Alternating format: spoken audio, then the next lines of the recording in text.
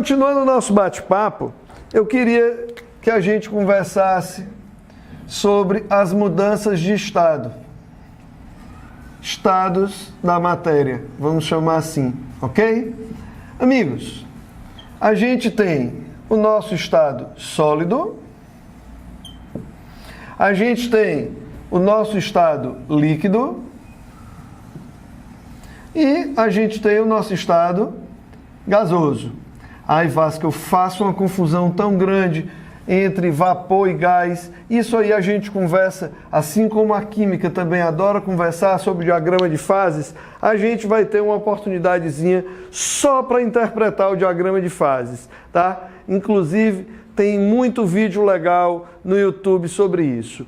Amigos, gás e vapor são duas condições técnicas diferentes, porque dependendo da pressão e da temperatura que aquele gás está submetido, ele vai ganhar a classificação de vapor ou de gás. Mas o visual a gente chama de gasoso. Para ambos, ele está no estado gasoso. Beleza? O que é que vai diferenciando um estado do outro? O nome já diz, o estado de agregação da matéria. Se nós estivéssemos falando daquela onda mecânica conhecidíssima chamada som, aonde é que o som se propaga de forma mais rápida? Aonde as moléculas estivessem mais unidas. Lembram que o som precisa de um meio material para se propagar? Então, o som se propaga muito mais rapidamente no sólido do que nos líquidos, do que nos meios gasosos. Você lembra, inclusive, só fazendo um parêntese e abrindo uma curiosidade, aqueles filmes de Velho Oeste, né? O índio queria saber se estava vindo alguma coisa, ele encostava a cabeça no chão.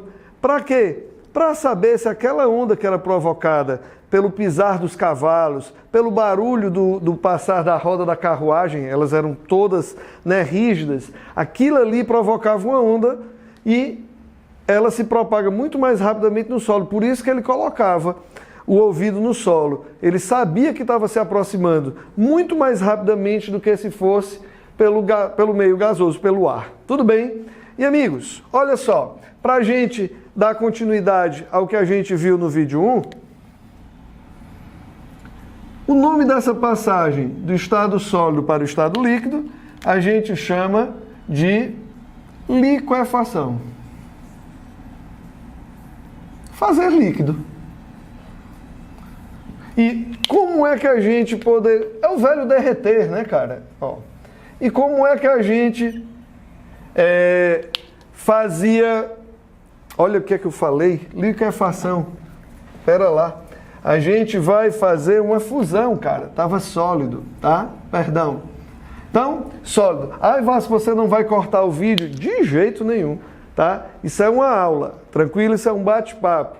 A gente grava entre as nossas aulas nas escolas. Então, às vezes, a cabeça está um pouco cansada. Então, derreter é fundir. Lembrem-se que tinham as casas de fundição, né? Quando a gente estuda muito história, as casas de fundição, elas serviam para derreter o ouro, né? Todo o ouro do Brasil saiu daqui com um símbolozinho real, né? Que era lá o símbolo do rei. E era uma forma de dizer que aquilo ali agora tinha um novo dono, né? De líquido para sólido. Ora, solidificar, ficar sólido. Solidificação. De líquido para gasoso, o nome genérico, vaporização. Mas existem 3 tipos básicos de vaporização. Existe a evaporação, essa daí não tem um endereço certo, esse endereço entre aspas, ela não tem uma temperatura certa para acontecer. Cada substância tem a sua condição de evaporação. Nós temos a calefação, que é aquela mudança brusca, e temos ainda a nossa ebulição. Essa, para cada substância, nós temos uma temperatura e uma pressão certa para aquilo ali acontecer. É importante chamar a atenção disso, porque com certeza a gente já caiu alguma vez na velha e queridíssima utilização do termo a água ferve a 100 graus Celsius. Amigos, a água ferve a 100 graus Celsius ao nível do mar. É muito importante deixar isso claro.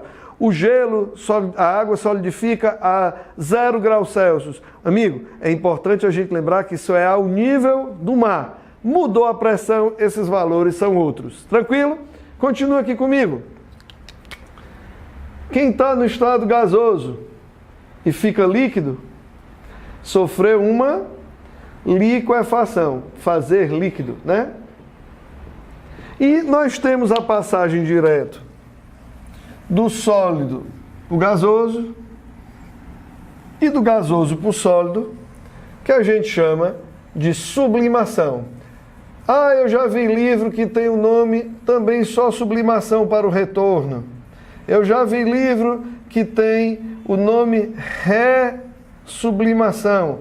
Amigos, fiquem tranquilos que todos os dois nomes tecnicamente são aceitos, afinal de contas esses nomes todos são traduções, ok? Então, sólido para o líquido, fusão, líquido para o gasoso, vaporização. Existem 3 tipos de vaporização: gasoso para o líquido, liquefação; líquido para o sólido, solidificação.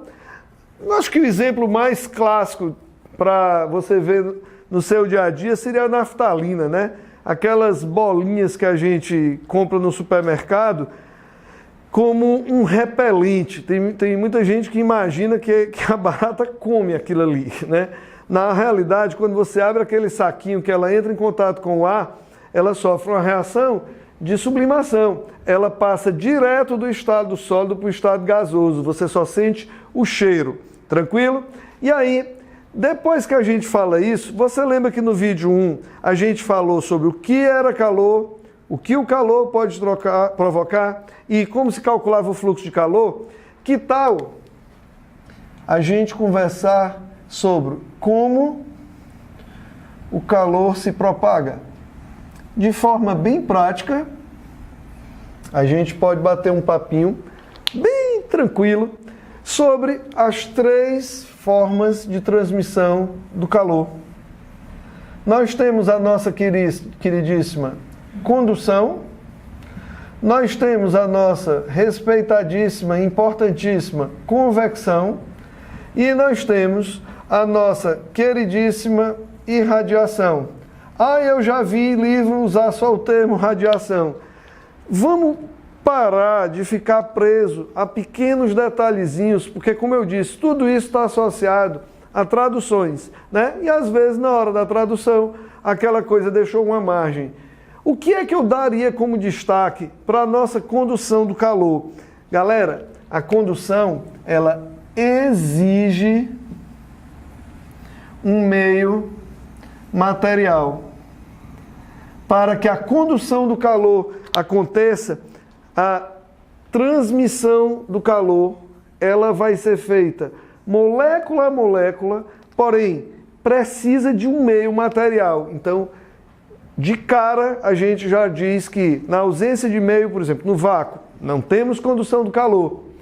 Eu já associaria a convecção de calor, pessoal, a 2 palavrinhas: fluidos e densidade. Olha como é interessante a gente fazer um estudo direcionado para o que tem de mais importante. Na convecção, ela só acontece em fluidos, ou seja, líquidos ou gases. E por que eu botei a palavra densidade? Um fluido, pessoal, quando ele está com a temperatura mais baixa, você lembra que em regra geral o que é que vai haver? Uma contração. Então, o volume vai diminuir para aquela mesma massa e o que é que aconteceria com a densidade? Aumentaria. É o que a gente vê aqui, por exemplo, aqui no estúdio, com o ar-condicionado no seu quarto.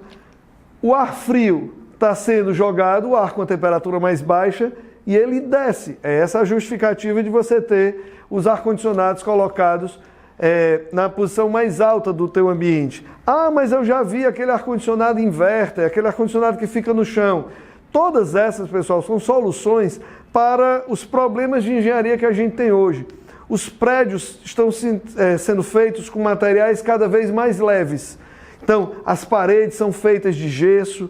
Então, o que é que isso? Não suporta cargas tão grandes presas nele. Então, você acaba tendo que arranjar uma outra solução. como colocar uma televisão num painel ou coisa parecida, e o próprio ar-condicionado que a gente já deve ter visto que alguns são colocados no chão.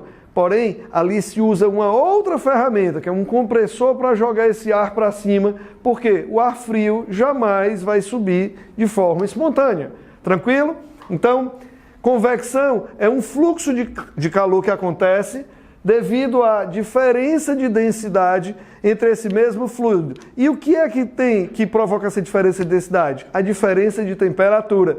É como quando a gente vê numa panela de vidro, se você puser a água para ferver, basta você colocar um pouquinho de raspa de madeira dentro, se ela for uma panela de vidro, para você ver através dela, você vê o movimento das partículas dentro desses pedacinhos dessa raspa de madeira, dentro da panela, quando ela começa a aquecer mais. A água que está em contato com a chama aqui embaixo, ela atinge uma temperatura mais alta e ela quer subir. E aquela água que já perdeu o calor para o ambiente lá em cima fica com a temperatura um pouco mais baixa. E aí fica esse fluxo de fluido. Isso é uma convecção.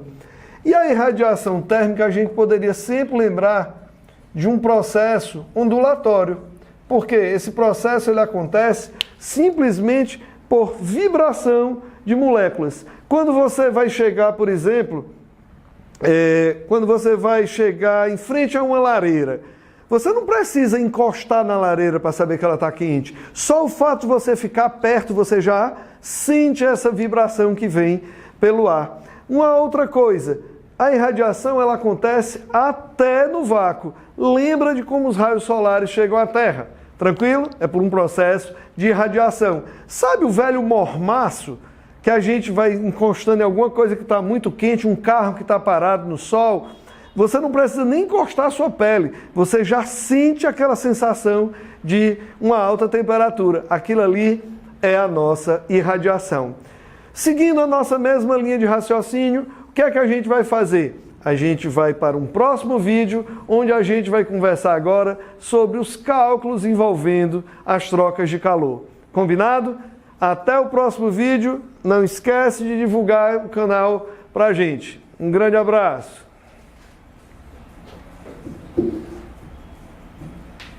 Só 10h15, né? É.